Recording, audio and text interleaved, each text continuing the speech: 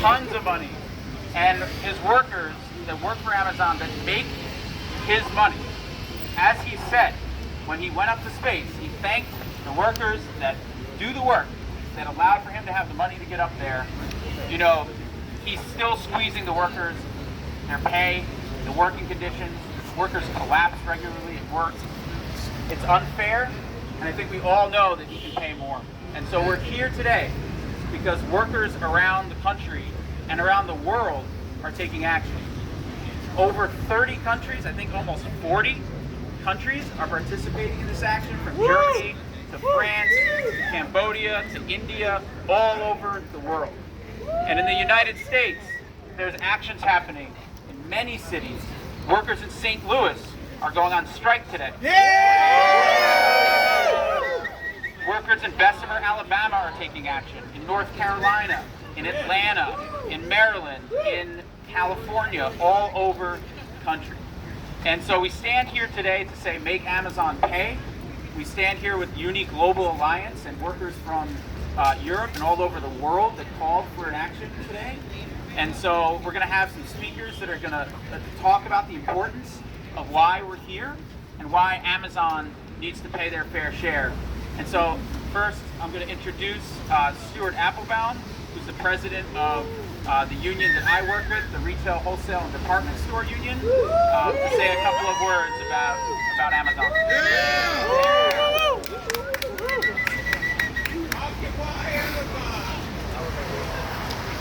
Hello, everybody. Hello. Today, on Black Friday, Amazon workers from all over the world are demanding that it's time to make Amazon pay.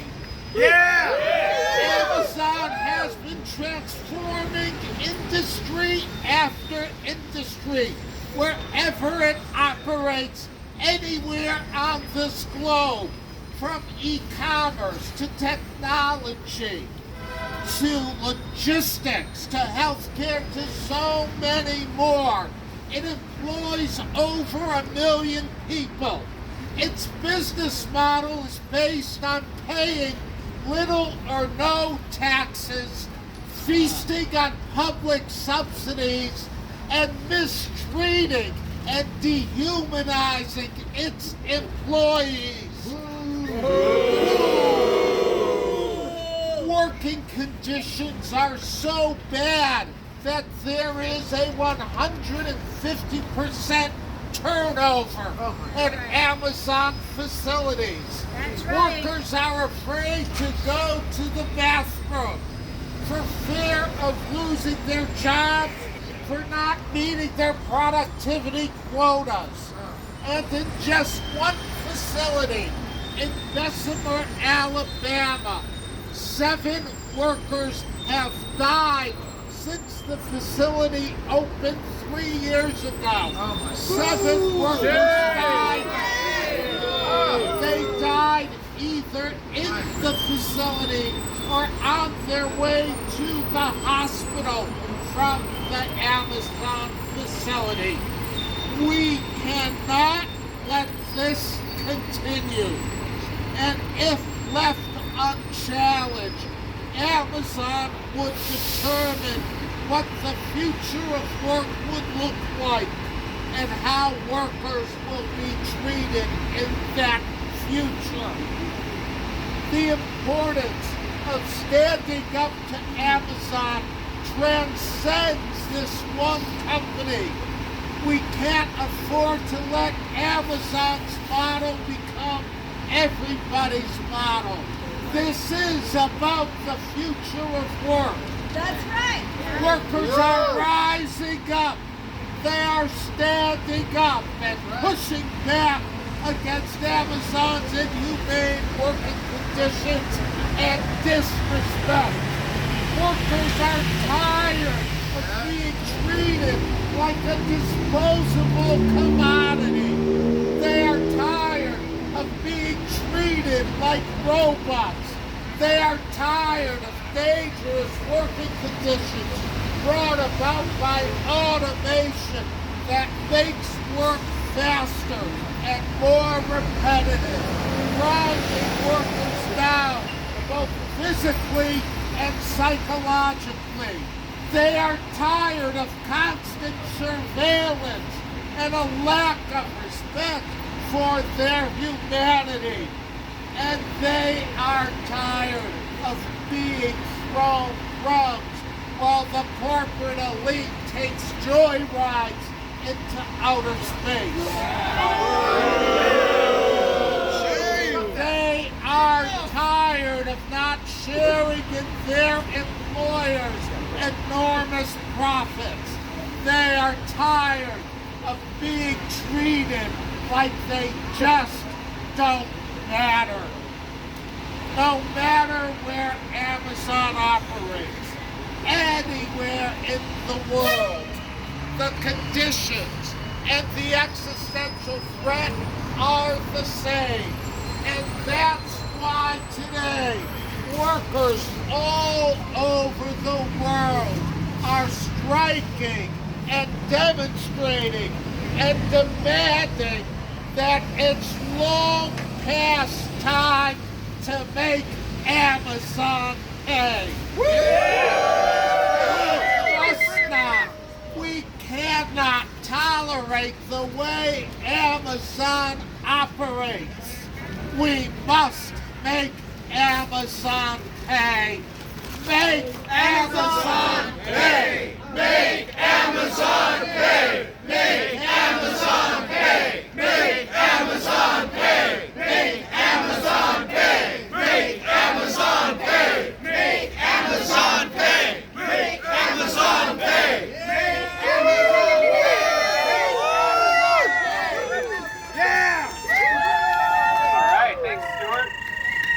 I'm impressed that you don't need the bullhorn. I don't have as booming of a voice, but everything Stuart said is true, right? That's why we're here today. And I'm going to introduce our brother from the Teamsters Local 804, Antonio Rosario, who works in the organizing team. All right. Come on, Antonio. Thank you everyone for being here, Stuart. Thank you, that was amazing, and you hit the nail right on the head because our workers are under attack in this country. There's a war going on in this country and it gets the workers. And the reason that we're standing in solidarity as Teamsters and with the rest of these unions and organizations is because we know to take on an evil empire, a corporation of white-collar crime syndicate like Amazon and the rest of these corporations in this world, we have to stand together in this. It's not going to take any one union. It's not going to take any one organization. It's going to take communities, unions, organizations all together, fighting together to take them on. And we have to stand in solidarity. It's the most important word that we have in the movement. We cannot allow, like Stuart said, Amazon to continue to diminish industry standards. Standards that have been fought for many, many decades from hard-working Teamsters and other unions across the country. We built these standards, and we're not going to let them diminish them. It's not going to happen, not on our watch, right? No! Because when our communities and workers are under attack, what do we do? Fight back! What do we do? Fight back! That's right. I'm wearing a T-shirt from my brother in Germany. You guys all heard of Verdi, right? So we all know we're standing inside that, the German Amazon union, all the unions in Europe all standing together, and we have to make sure that we do the same out here. That's why we're out here today. And I want to make sure that everybody knows this is Bezos' apartment penthouse over here. The guy, I have no idea how many yachts they tear down bridges just so he can get under a bridge. It's ridiculous the amount of power and money these people are allowed to have. It's time for us to call out our politicians. It's time for us to call out our communities. Everybody's got to get involved, like I said earlier. And we cannot continue to allow Amazon to operate the way they have been. It's destroying our communities and destroying our jobs. So let's everybody just say, when we fight, we win. When we fight, we win. When we fight, we win. Thank you very much. Right on. Right on. All right, can we hear it for Antonio and the Teamsters? All right. Right So, folks here that are members of the RWDSU, and so I want to introduce Catherine Harper, who's a member of Local 1102 and works at McNally Jackson. Go ahead, Catherine. Hello. Hey. Wow, I'm incredibly grateful to be here. I'm grateful to all of you, and I'm grateful to my union. As a bookseller, Amazon is our direct competition, and I get asked all the time, do you price match? And we don't. And someone asked me, why not?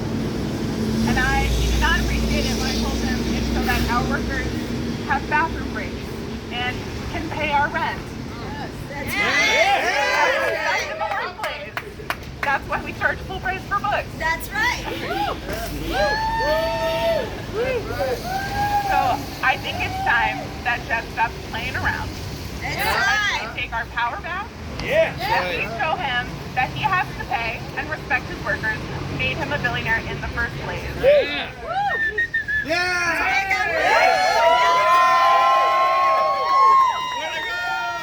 Pay off. Pay off. Make Amazon pay. Tomorrow and today. Make Amazon pay. Tomorrow and today. Make Amazon pay. Tomorrow and today. Make Amazon pay.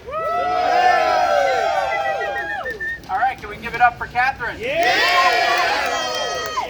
So like Catherine said, Amazon drives down the standards everywhere, but they also drive down the standards in retail, right? They drive down the standards in warehousing. They that's drive right. down the standards everywhere. They're creating technologies where they want them to be bought from other retailers, right? Has anybody gone to a Whole Foods and paid with their palm yet? Well, that's coming, so look out for it. You walk up and you pay with your palm and raise your palm. So these things are crazy, right? And Amazon wants to sell them to other companies to drive down standards, right? To drive down so that they don't have as high of a labor cost for the people that are making their money, right? So next, we have, if folks don't know, the REI workers in Soho. They organized the first union store at an REI shop in Soho, and it's pretty inspiring and powerful. They're fighting for a first contract right now, and I want to introduce Justin Ford to say a couple of words.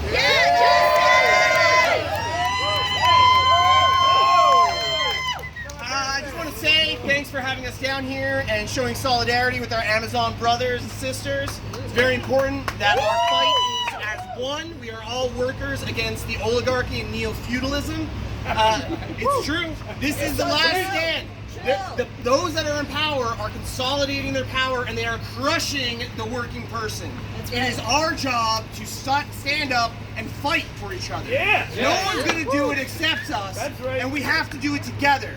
Now, coming from a store like REI that pretends to, and shows an outward facing of environmental practices and treatment of people, Amazon is another one of those Seattle companies that behave the same way. Just like Starbucks, they're all behaving in the same manner. So this is not Amazon's fight alone. This is all of our fight. Every person on this planet needs to shut this guy down. Workers united. Together. Yeah, workers together. Never be defeated. The workers united will never be defeated. The workers united will never be defeated. The workers united will never be defeated.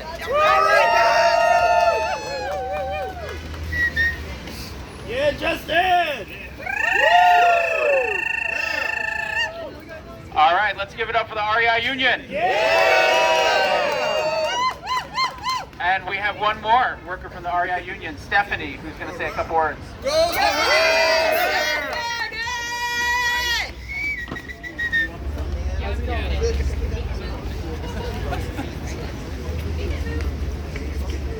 Yes, man. I don't know. Oh, it's already on. Okay. So mine's going to be a little bit longer. That's all right. Good morning, everyone. My name is Stephanie May. I use she, her pronouns. I am a Chinese settler on Lenape land. in which Jeff Bezos occupies ungratefully. I am a retail sales associate at REI. I have been just hitting the 13-month mark and just gained access to full health benefits. Wow. I'd like to begin by sharing a personal story with you. It was during my onboarding conversation that I first knew that something was a bit off about REI. The hiring manager sang praises of the work done in their diversity and inclusion program, highlighting an annual volunteer cleanup and give back event at Prospect Park. A park surrounded by much affluence on the north, the west, and the south side, and much less affluence on the east. It is obviously a well-supported and heavily city-funded public park, very pretty to look at. But what about the other parks across New York City that could also use that love, like the Culver River Park in Coney Island? I say this because it was then that I learned that REI's co-op values tout great things on paper and to the public, but the application is subpar, if any. Yeah. Amazon is just like another REI, purely driven and fools its consumers base into thinking they are progressive, when behind closed doors, they are not. They wash over your criticisms by offering steep discounts on products and free shipping without taking the accountability for the harm they leave in their wake. Like REI, Amazon is an industry leader that can easily tap into its economies of scale to generate more good than harm.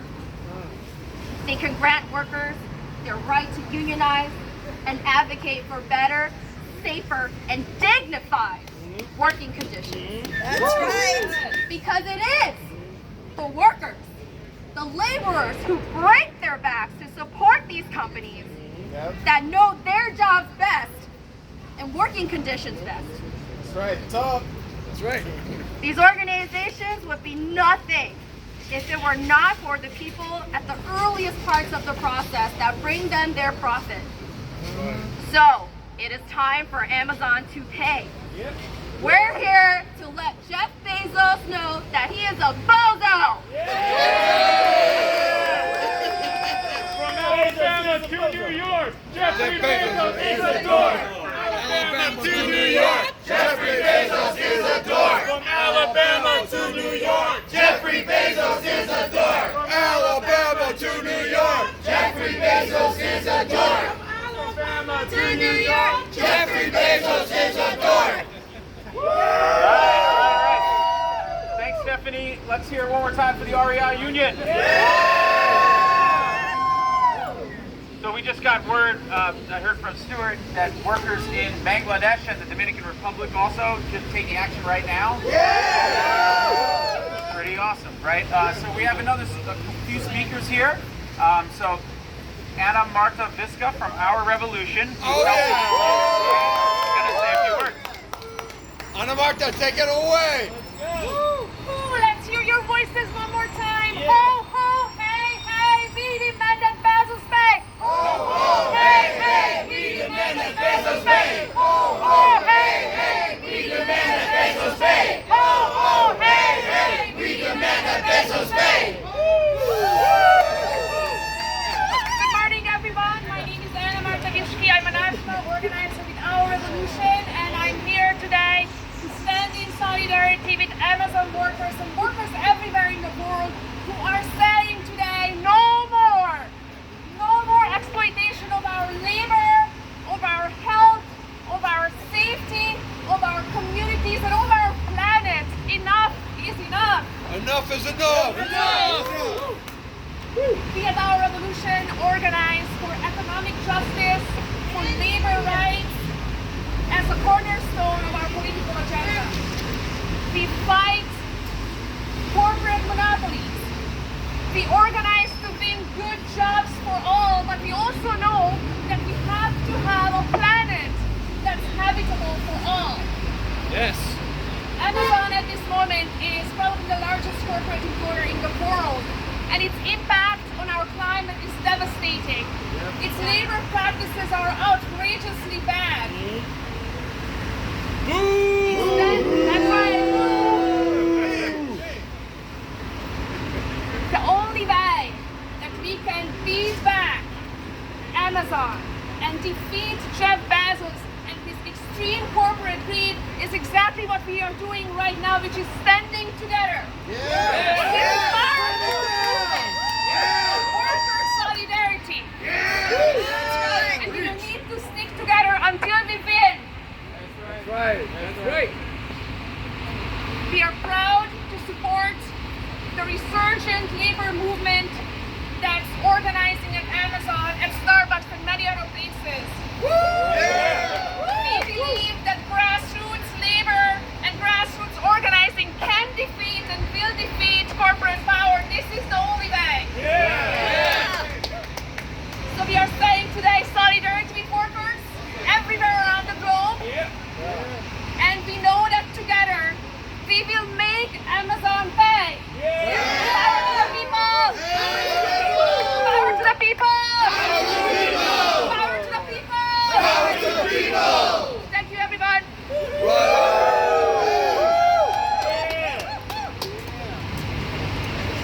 All right, thank you so much. Let's give it up for our revolution. All right, so next we have folks from the One Fair Wage campaign that are going to speak. I have Juan Carlos Romero. No. I don't think he's here. One Fair Wage.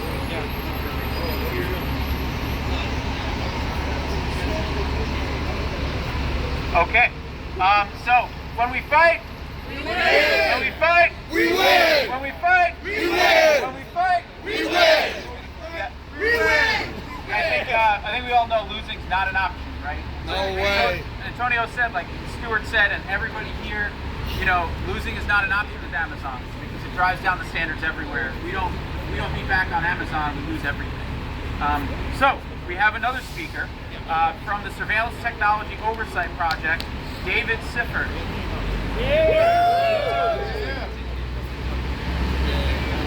Go stop! Thank you everyone for being here right after Thanksgiving. Major thank you to RWDSU. Showing up like this is really incredible. It's amazing to be here in solidarity with you, to all the workers, employees of Amazon, REI, and elsewhere. I'm here to talk about how Amazon creates dangerous conditions not only for its workers, but also for everybody else in New York and across the country with this Amazon Ring program, and especially this Amazon Ring Neighbors program. The Ring Neighbors program, where Amazon partners with police departments to give them backdoor access to people's Amazon Ring cameras. And so I just want to read a couple findings from Senator Ed Markey's study on this. Ring has no security requirements for the law enforcement officers to get access to users' footage. Ring has no restrictions on law enforcement sharing users' footage with third parties. Ring has no policies that prohibit law enforcement from sharing video footage forever. Ring has no evidentiary standard for law enforcement's request Ring footage from users. Ring refuses to commit to not selling users biometric data. Ring has no oversight or compliance mechanisms in place to ensure that users don't collect footage from beyond their property. Ring has no oversight or compliance mechanisms in place to ensure that users do not collect footage from children. And Ring has no compliance mechanisms in place to prohibit law enforcement from requesting and obtaining footage that does not comply with Ring's terms of service. They don't care about us. Completely wild program that Ring has in place and that NYPD is now a partner. So I want to make 3 points about this. The first is that surveillance does not keep us safe. There's been a lot of data that as cameras have expanded across the country and across the world, crime has not gone down as a result. That's been true in New York City. That's been true in London. Worse, these cameras are also often the source of violent encounters. Just a month ago, Ring notified someone that there was a potential issue at their home. The owner came out and found someone sitting in their car and proceeded to fire into that car 7 times as the person fortunately got away. All this person was trying to do was drop off a package that was mistakenly sent to them and actually belonged to the person who had the ring system. Oh, wow. Fortunately, the person was okay, but a gunshot went through the person's car seat, which was fortunately empty at the time. Wow. But this is the kind of encounter that this ring program is going to encourage. And the second thing I want to say is that the way this violence is going to unfold is not going to be equal. We all know which communities are most likely to be the target of this violence. It's going to be black, brown, Muslim, the over-surveilled communities, the communities that are more likely to be discriminated against, the communities when law enforcement goes in are going to be more worried for their own safety because of racial biases.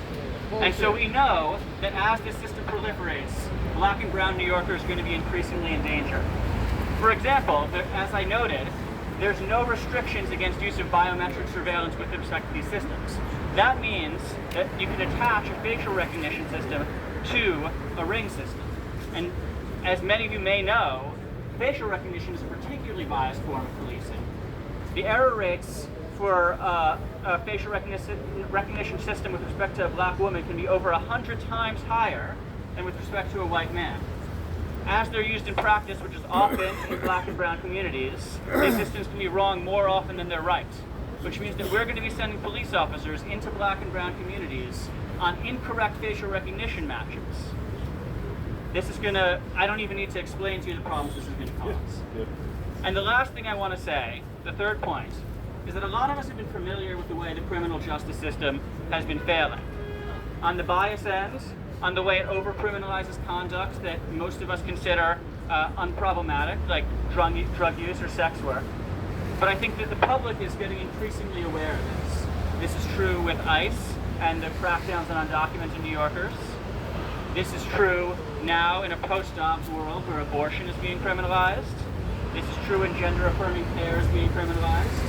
And a surveillance state that allows police backdoor access to all of our front doors is going to be increasingly dangerous for people who are just trying to go around their lives, do ordinary activities. And so I thank you all for being here. Thank you for all your work. Solidarity with all the workers, and also solidarity with all the people who are going to engage in violent encounters due to Amazon's discriminatory surveillance system. All right. So who here has a ring? A ring thing in front of their door. What do you call it? I don't know. Who here has one? I don't think anyone's going to raise their hand. Who in their family has one? Yes. Yeah. Okay, thank you. Some people can own up to, so if you do, one, don't say anything you don't want to get out there, right? But two, maybe just like rip it off and smash it, Yeah. So yeah, Amazon, right? They're taking over everything. And, when we look at technology, we look at how they're driving down the standards. We look at how these Amazon Ring are giving away your information to the police. In most facilities, the police are the security. We didn't mention that, but in Bessemer, Alabama, right? The cops are the security, and that Amazon pays them more than the cops do in the city, right? So who are they beholden to? That's a good question. So with that said, we're going to wrap up. I want to thank everybody for coming here today. Thanks